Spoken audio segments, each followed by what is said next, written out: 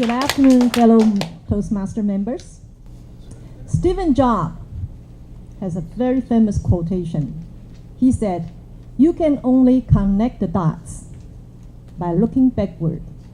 You cannot connect dots by looking forward." So looking back, my path in professional speaking. Actually, I find it was prescribed by my name. My Chinese name, Wu Zixing, has 3 mouths, 3 characters. That predicts my profession as a speech pathologist, to trainer, to facilitator. It all has to do with communication, from individual to group. My very first experience in public speaking was not chosen by me. It was actually forced or pushed by my boss. Back in '88, I was working in Chang'an Memorial Hospital as a speech pathologist. My boss, Dr. Nordhoff, one day just said, "Jorie, you're going to present a paper in Singapore medical conference." Okay. 6 months later, I was there, standing in front of 800 people, giving my very first presentation. Next year, I got invited to do a workshop in Israel, another medical conference. So from there, I began to enjoy giving presentations, PowerPoint, knowledge, looking good, interacting with medical doctors. Really impress them, challenge them. I love that. I love the interaction of mind work. But I think what I really liked most was the image of myself. I'm like a Christmas tree with a lot of shining bulbs, with a lot of gifts, a lot of things to show. So look at me. Then soon, my ambition of public speaking goes beyond just medical presentation.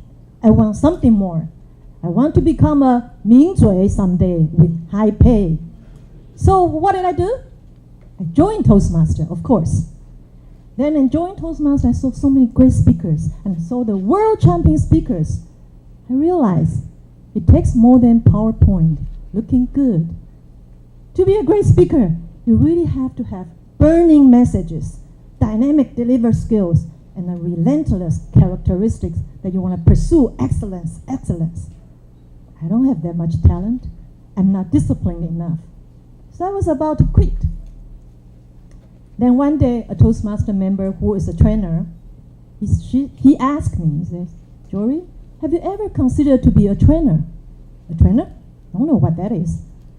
So then I pursued my training career to become Dale Carnegie instructor. I imitate, I learn all the content. I see what trainers wear, how they deliver. So it's a lot of preparation. Of course, there's achievement. Again, I was another Christmas tree. I have a lot of knowledge. I hang out all the things that I know to show them. Then, back in 1999, 9/21, which is the earthquake, many people's life was changed. Mine was changed too. I was called upon to do a volunteer service, translation. Then I worked with a group of facilitators who were helping people to build their action plan, to rebuild their community, to rebuild their village, and also to provide counseling. I saw this master facilitator. Unlike trainers, he didn't have to say a lot. He didn't have to deliver a lot of message, but he asked powerful questions that he was able to get group to work. I said, this is fun. This is interesting. So he asked me the magic question again. He says, "Jorie, have you ever considered to be a facilitator?" Again, I never heard of facilitator. But then they opened the door, and then I started to pursue what's facilitation. So I went into a facilitation program, learned a lot, and get my certification. And from there on, I started to work with companies and groups on strategic planning or action plans or whatever they want. I learned facilitator is very different from my previous experience. And I still remember my mentor told me, she said, "Jorie, to be a facilitator, first thing, is not about learning a lot of tools, a lot of questions. First thing is about unlearn what you have already learned in Toastmasters. Get rid of your gestures. Get rid of your showing attitude." I said, "Oh yeah." And she said, "It's not about performing. is about working with the group. There, my image shift from a Christmas tree to an apple tree. Apple tree, ordinary. You can't tell the difference, but it's there. It provides fruits, help the group. So I help the group to produce their own fruits. Looking back, connecting those dots, I think some people chose to be a professional speaker purposefully. Me, I respond to the opportunities.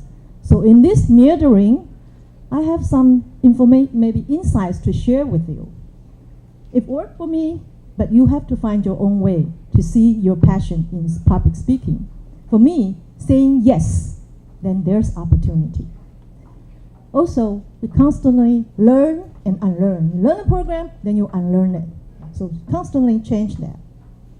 And I also realized if I come in from a serving attitude, I don't have to worry about if my performance is good enough.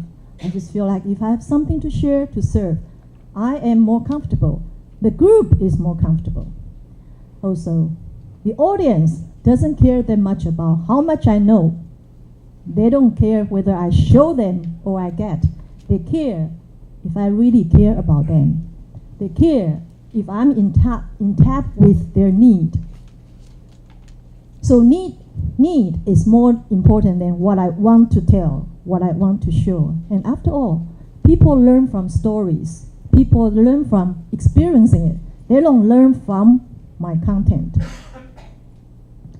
Uncertainties is always an enemy there. I can prepare, but I would never know whether they will laugh or they will work or not. So I need to ground it myself. The way I grounded myself is, I'm here to serve, I'm here to share. And after all, I feel public speaking in whatever field you are in, be a coach, be a facilitator, be a speaker, be a trainer, it's all about you. But then it's not about you at all. It's all about you because it's coming from your belief, from your fear, from your passion. But it's not about you because it's about you. So follow your rule and then find your own way. Thank you.